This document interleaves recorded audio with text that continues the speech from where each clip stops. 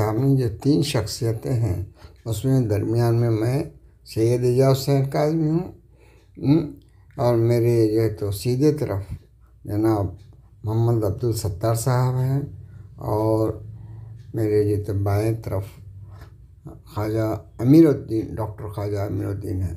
हम ये तीनों बैठे थे और आज जो है 19 नवंबर को जनाब ख्वाजा अमीरुद्दीन साहब के घर पे हमारी गुफ्तगू हुई और हम लोग जो है तो तकरीबन तीनों जो है 80 के एज में आए हुए हैं। 80 में हमारे जो है तो दोनों ने सत्तार ने और इन्होंने क्रॉस कर दिए हैं ख्वाजा अमीरुद्दीन ने और मैं उसके क्रॉस करने मैं इंटर होने वाला हूँ इसमें, यानी हम सब जो तो 80 के आसपास के ज़ईफ़ लोग हैं। मगर इस वक्त मेरी ये ख्वाहिश थी कि भाई ये इनसे गुफ्तगू करो ताकि एक तारीख़ी रिकॉर्ड है कि भाई ये ख्वाजा अमीरुद्दीन साहब हैं, ये सत्तार हैं, ये मैं हूँ और हमारे कुछ तजुर्बात, हमारे कुछ जो है तारुफ़ ये सब पेश करें। तो ये आपको इस एपिसोड में दिखाएगा। औज़ु बिल्लाहि मिनश शैतानिर रजीम, बिस्मिल्लाहिर्रहमानिर्रहीम। अस्सलामु अलैकुम। वालेकुम अस्सलाम। आज हम जो है जनाब अमीरुद्दीन डॉक्टर अमीरुद्दीन साहब जिनको हम मोइन पाशा कहते हैं और हमारे दोस्त सत्तार साहब जो हमारे साथ सर्विस में भी थे, अब सभी हम लोग रिटायर्ड लोग हैं, पेंशनर्स हैं, इस वक्त यहाँ मौजूद हैं। और ये जनाब अमीरुद्दीन साहब से जो है तो रिक्वेस्ट करूँगा कि वो ज़रा अपना तारुफ़ और उसके बाद जो है तो कुछ और जो कुछ भी बातें कर सकते हैं वो करें। उसके बाद जनाब सत्तार साहब से हम बातचीत करेंगे। तो जनाब अमीरुद्दीन साहब डॉक्टर अमीरुद्दीन साहब से मैं रिक्वेस्ट करूँगा कि आप अपने बातचीत शुरू करें। I am Dr. Amiruddin. I was working as a deputy director and I have worked as Pune and Aurangabad. Now I am retired. My son is also Dr. Junaid, and my second son is a pleader. My second son is at Pune. Elder son is working as a professor. My daughter is also given to a leading practitioner. They are very quiet and happy. हाँ, हम अभी doctor Amiruddin साहब आपसे बातचीत कर रहे थे। मैं डॉक्टर अमीरुद्दीन साहब से रिक्वेस्ट करूँगा कि उन्हें अपने फैमिली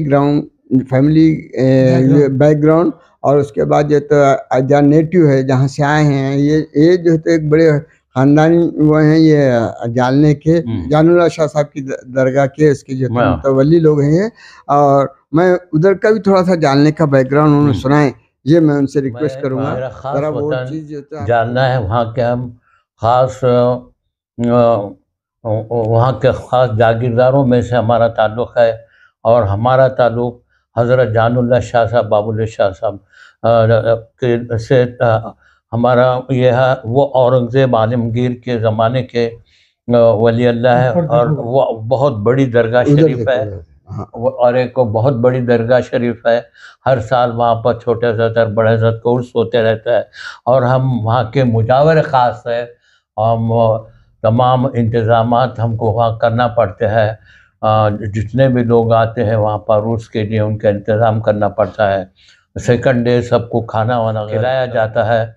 हाँ, तो अल्लाह के फजल से उनकी दुआओं से हम सब लोग अल्लाह के फजल से और वहाँ की दरगाह में जो है तो एक उनका खुद के खत किताबत किया हुआ कुरान है।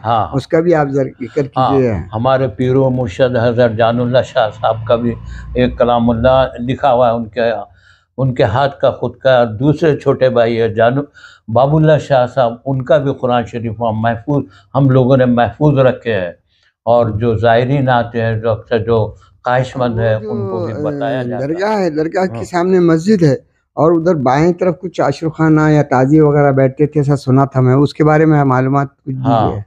और वहाँ पर पीर मुर्शद के जो वो रहते थे उनके साथ आए उनके भी वहाँ पे ये है और बहुत बड़ी खानखा बनी हुई है और उसमें उर्स के टाइम में वो हुजरों में सब लोग ठहरते हैं, और सामने बहुत बड़ा हॉल बना हुआ है। वहाँ पर जो उर्स के टाइम में इंतज़ामात होते हैं, जो तकरीब होती है वहाँ होती है, और सब लोगों का वहाँ पर जमा होते हैं, और सब अपने अपने दीनी मालूमात और उससे सब लोगों को आगाह करते हैं। नहीं, मैंने सुना था कि वहाँ ताजिया भी बिठाया जाता हाँ, था, पुराने ज़माने में ताजिया भी बिठाया हाँ, जाता था वैसा। हाँ। और और वहाँ पर ताज़िया वगैरह भी पहले ज़माने में बिठाते थे। ये जालना खैदराबाद में हमारा ख़ास मकान है, हमारे रिश्तेदारों का, वहाँ से सब चीज़ें निकलती थी।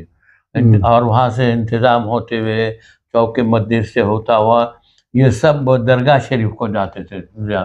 अच्छा अच्छा, वहाँ जो और वो दूसरा ख़ास हमारे पीरो मुर्शद का जो रहता था, उसके लिए ख़ास ऊँट मंगाया जाता था कैमल, उसके ऊपर सब ये, और उसके ऊपर वहाँ उसके ऊपर वो डोली बनाई जाती थी, डोली में सब ये रखा जाता था, और वो सब लोग बड़े एहतिमाम से वो जाते थे वहाँ दरगाह शरीफ अच्छा को। अच्छा अच्छा। और वहाँ पर ये भी मैंने सुना था, क्या बोले, शहादतनामे वगैरह भी पढ़े जाते थे कुछ तो भी, हाँ, शहादतनामे हाँ, वगैरह पढ़े हाँ, जाते थे ना हाँ, हाँ, वहाँ पर। हाँ, हाँ, हाँ वो हाँ।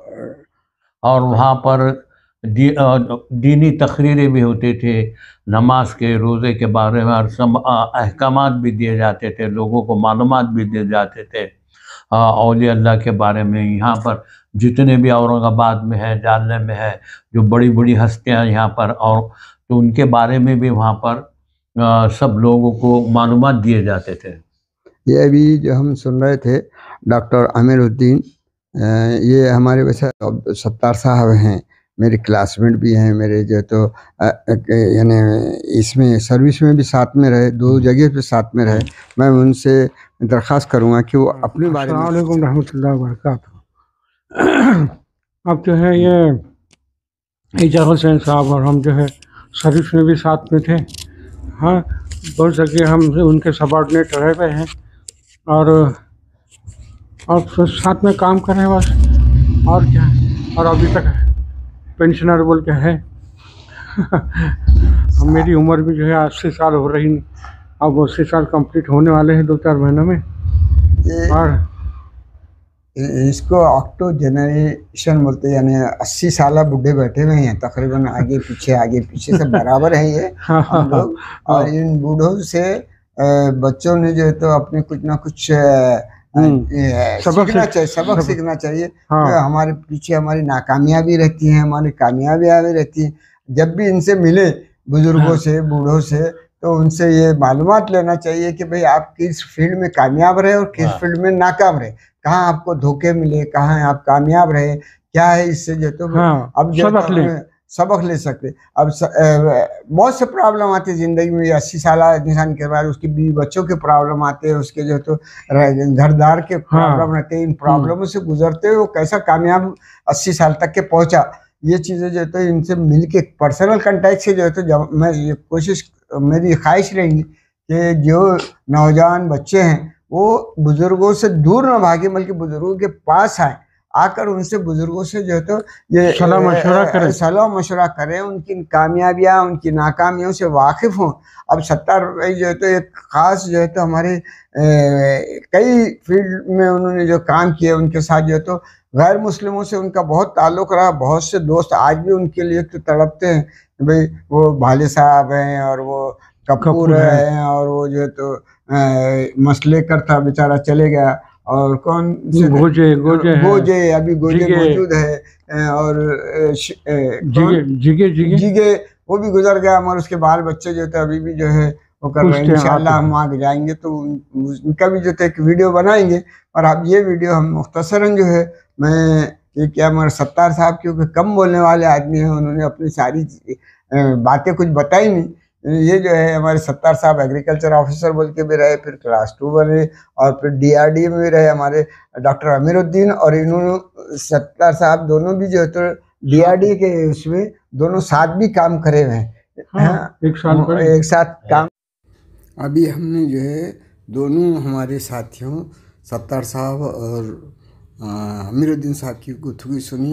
अब मैं डॉक्टर अमीरुद्दीन साहब से रिक्वेस्ट करूँगा कि उन्होंने पर्सनल अपनी डेट ऑफ बर्थ वगैरह से डिटेल जो है अपने पर्सनल बायोडाटा जो है तो दें, ताकि उसके बाद जो है तो हमको सत्तार साहब से भी हम अप्रोच होंगे कि उनको पर्सनल डाटा लें।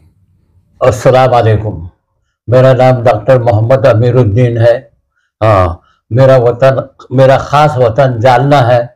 हम लोग वहाँ के जागीरदार हैं और हमारी दरगाह शरीफ हज़रत जानुल्लाह शाह साहब, बाबुल्लाह शाह साहब, जो औरंगज़ेब आलमगीर के ज़माने के बहुत बड़ी वली अल्लाह है, और औरंगज़ेब आलमगीर ने उन्हें जागीर भी दिए और दरगाह शरीफ की जगह वगैरह भी दिए, इनामात दिए, वो भी आज तक के हमारे सिलसिले में चले आ रहे हैं। आप तारीख बता हाँ, मेरी तारीख पैदाइश एक्चुअली 1141 है, 1941, 1941 है ना भाई। मेरा ख़ास वतन जालना है, जालने के हमारा ख़ास वतन और हमारा मकान खादराबाद आस्ताना जालना में है, खादराबाद आस्ताना जालना। अच्छा, और यहाँ वहाँ मंगल बाज़ार भी हमारे इलाके में है, और हमारी ज़मीन जो थी 250 एकड़ ज़मीन थी, उसमें से कुछ मंगल बाज़ार को दी गई, कुछ ऐसा वहाँ के मिलिट्री एरिया था वहाँ भी दी गई। ऐसा बहुत सारे हमारी जगह को डिस्ट्रीब्यूट किया गया उस ज़माने में। मैंने मैट्रिक का एग्ज़ाम है जालने से पास किया। उसके बाद हमने औरंगाबाद में आके PUC PPC पास की। उसके बाद में मैंने अपने डॉक्टरी की पोस्ट बॉम्बे से किया मैंने। I am the graduate of from Bombay university. सबसे पहले मेरा अपॉइंटमेंट औरंगाबाद पर हुआ। उसके बाद मेरा प्रमोशन हो के अमरावती में गया। मैं अमरावती में भी मैंने सर्विस किया। उसके बाद में मेरा प्रमोशन पूना हुआ। पूना में भी मैंने 2-3 साल सर्विस किया हो, और रिटायरमेंट आखिरी मेरा औरंगाबाद पर हुआ। जी हाँ। डिपार्टमेंट कौन सा था? डिपार्टमेंट, हाँ, animal department. My department is animal husbandry, veterinary sciences. I am the graduate from Bombay University, and I have worked at Aurangabad, Amravati, and Pune. And lastly, I retired from the Pune. Pune से मेरे को retirement मिली है class 1 की post पर। मेरे वालिद का नाम ख्वाजा खुतबुद्दीन साहब था। वो वहाँ के जागीरदार थे जालना के, और अल्लाह ताला के फजल से उनके बहुत सारे मकानात थे। हमारे ज़राअत भी थी बद्दापुर में, और जालना से करीब में भी थी। उसके बाद में हम लोग, हमारे दोनों तीनों भाई, हम औरंगाबाद शिफ्ट हो गए। तो वहाँ के मकानात वगैरह तो हमारे अभी तक कायम थे और क़ायम है, और हमारे सब रिश्तेदार भी अभी जालना में मुकीम है। खुदा हाफिज़। ओके, खुदा हाफिज़। जनाब सत्तार साहब जो तो अपना पूरा बायोडाटा, अपने डेट ऑफ बर्थ और इस वक्त क्या एज है, ये सब जो है, कहाँ के मुतवत्तिन है, कहाँ से औरंगाबाद में आए, ये सब जो है तो बताने की मैं उनसे गुजारिश करूँगा। वो शुरू करेंगे अपनी बातचीत। बिस्मिल्लाहिर्रहमानिर्रहीम। मेरा पूरा नाम मोहम्मद अब्दुल सत्तार, वंश डॉक्टर मोहम्मद अब्दुल रहमान, और मैं रहने वाला हूँ बिदर का। बिदर मेरा वतन है, और उदगीर से मैंने मैट्रिक निकाला, और परभनी से मैंने ग्रेजुएशन किया, एग्रीकल्चर ग्रेजुएशन। उसके बाद मुलाजिमत के लिए डिस्ट्रिक्ट सिलेक्शन बोर्ड, वहाँ से सिलेक्ट करके मेरे को उस्मानाबाद कड़म प्रोजेक्ट के ऊपर अपॉइंटमेंट करे। तो वहाँ मैं नहीं गया। वाली साहब बोले, भाई देखो, हम तो खंदार जैसे मुकाम पे नौकरी करें, तुम तो यहाँ कड़म रास्ते पे है, रोड पे है, और तुम वहाँ जाने को तैयार नहीं है। ज़रूर जाना बोले। हम खंदार पे काम कर रहे, घोड़ों में बैठ के बोले हम खंदार को बैठे बोले। पथरीला इलाका था, ऊँटा चलते थे। खैर वो हो गया। उसके बाद एक जिला परिषद में CO आए थे। बालरामन बोल के, उन्होंने वो मेरा सिलेक्शन करे। मेरा सिलेक्शन हो गया था, उस्मानाबाद कड़म मिल गया था, मगर अपॉइंटमेंट नहीं हुआ था और हम जाने को तैयार नहीं थे। हम लोग अब सुना है वो कड़म को जा रहेगा, तुम ऐसे है वैसा है। हम गए थे तो वो जो सीओ था उसने जो है हमारा सिलेक्शन करा। मेरे को जिस दिन बुलाया दोपहर में आया, सेंट्रल बिल्डिंग में अपॉइंटमेंट ऑर्डर हाथ में दे दिया। और मेरा एग्रीकल्चर में आपका क्या रूल रहा? आपका क्या एग्रीकल्चर में क्या क्या रूल रहा? वो एग्रीकल्चर में पहले मैं एक्सटेंशन ऑफिसर बोल के अपॉइंटमेंट हुआ। सेंट्रल बिल्डिंग में था मैं सुपरवाइजर बोल मास ट्रेनिंग में। उसके बाद एओ का सिलेक्शन हुआ डिस्ट्रिक्ट ये सिलेक्शन बोर्ड से। एओ का सिलेक्शन हुआ। पहला अपॉइंटमेंट भी जो है मेरे को जालना में मिला। जालना से जामखेड़ गया, जामखेड़ से पाचोड़ गया, पाचोड़ से अंबड़ गया। अंबड़ को 10 साल था अंबड़ में। बियाबानी साहब, हाँ बियाबानी थे ना, हाँ उनका गांव में था, उनका गांव था वो। तो उनके वालिद थे असदुद्दीन बियाबानी। हाँ, उनके वालिद का नाम। हाँ। और जियाउद्दीन बियाबानी के ससुर थे। ससुर थे कि चचा थे कि कुछ तो भी थे वो। जियाउद्दीन बियाबानी का गांव था वो। और उसके बाद जो है आप तीनों एक ही डिपार्टमेंट में काम? हाँ, एक ही डिपार्टमेंट में। मैं और इन्हों जो है कि आपका होगा इनसे बड़ा था आपका? बड़ा छोटा मत, नहीं बड़ा छोटा नहीं था। वो बड़ा छोटा नहीं, बड़ा छोटा मत। हम एक ऑफिस में जिला परिषद में साथ में थे और इनके साथ हम DRDA में थे एक साल। हम एक साल रहे, वहाँ से मैं रिटायर हुआ। मैं रिटायर नहीं हुआ, रिटायर में वीडियो बोल के हुआ। और नया जो है तालुका बन गया था परथुर, मंठा जो है तालुका बन गया था। वहाँ पे वीडियो बोल के अपॉइंटमेंट हुआ। खाली 6 महीने रहा मैं वहाँ। अब 6 महीने के वास्ते वो सीओ थे, वो सीओ बोले रहे भाई तुम 6 महीने के वास्ते आए मेरे पास, 6 महीने की रुख्सत लेके घर पे बैठो ना। बोले अरे मेरे भाई तुम्हारे रमणी साहब, रमणी बोल के कमिश्नर था, रमणी साहब को ऐसा सुना ना, मेरा पेंशन भी मंजूर हो गया तो मेरे को यहाँ भेजा।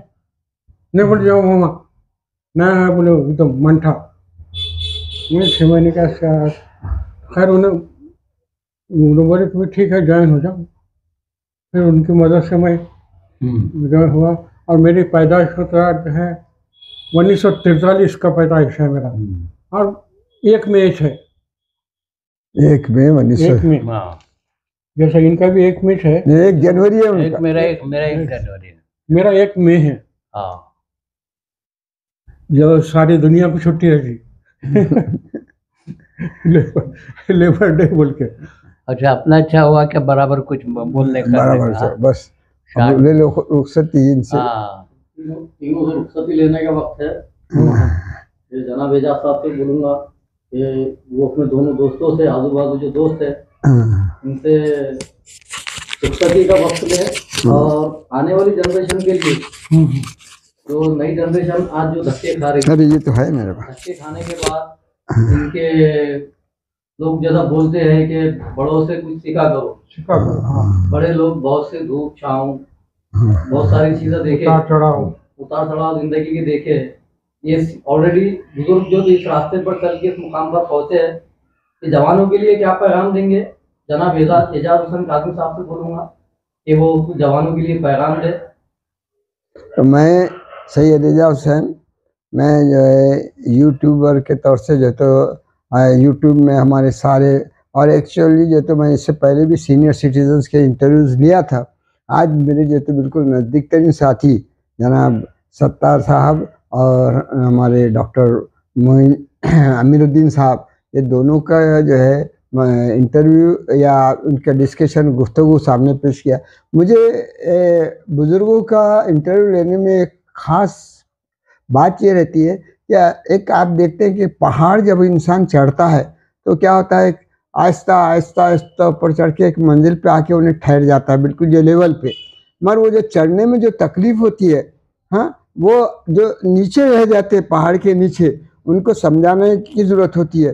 तो जो ये बुज़ुर्ग और बच्चों में यही फ़र्क है कि जो कमसिन रहते हैं वो लोग ऊपर पहाड़ पे चढ़ने के वास्ते क्या है मालूम, कोई अलग थलग रास्ते देखते हैं, मगर ये जो चढ़ चुके हैं, जो मंजिल तक चले गए, 80 साल की उम्र तक चले गए, उनको जो तजुर्बे हैं वो जिस तरीके से अच्छे से समझा सकते, ये खुद के ख्यालात ख्यासाराई से नहीं कर सकते, किताबें पढ़ के नहीं कर सकते, प्रैक्टिकल अगर मालूमात अगर लेना है तो इन बुज़ुर्गों से ले सकते।